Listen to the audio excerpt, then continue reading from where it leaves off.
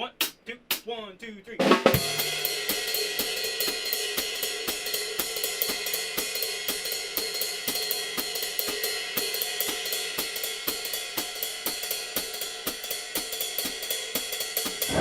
here we are at Philadelphia's Avenue of the Arts. A little noisy here, so hopefully you can hear me.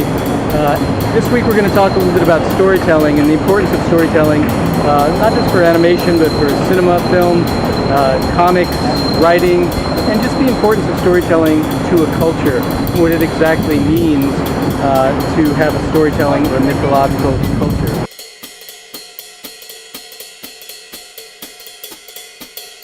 So when you ask people what a story is, usually they say it's some form of entertainment. But let's look a little bit deeper at storytelling. Storytelling can be thought of as a way of imparting information, a communication tool. We find it in all cultures.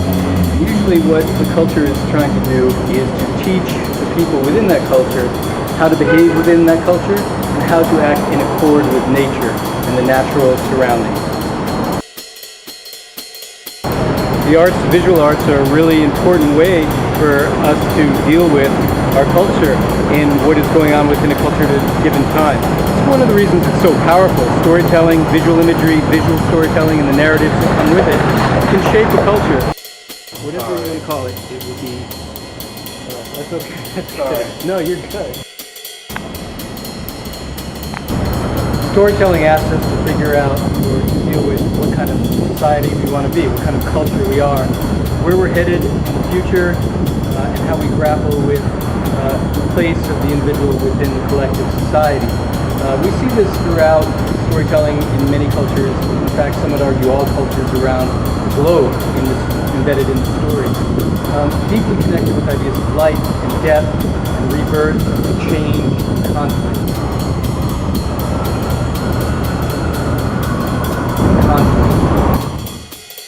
I see music as very much related to visual art. I'm standing in front of a place that Billie Holiday often frequented or lived, and music that has such a visual richness. Songs like Strange Fruit by Billie Holiday, particularly timely right now, and has a beautiful visuality, haunting, if you will.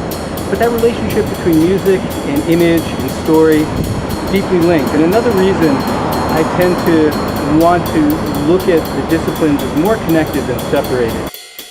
So this week, rather than a long lecture from me, we'll turn it over and I'll have you watch a number of videos. We'll look at the work of Joseph Campbell, whose seminal book, A Hero with a Thousand Faces, is credited with influencing many, many filmmakers and directors and writers. The concept of that hero's journey, probably you're familiar with from a creative writing class or other classes. We'll look at Kurt Vonnegut, whose book Slaughterhouse-Five is a fantastic book I recommend to anybody.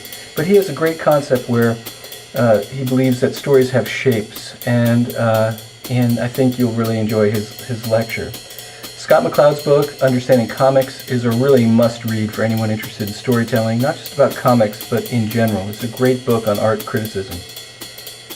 There's a visual syntax to storytelling in a visual form for film or for comics.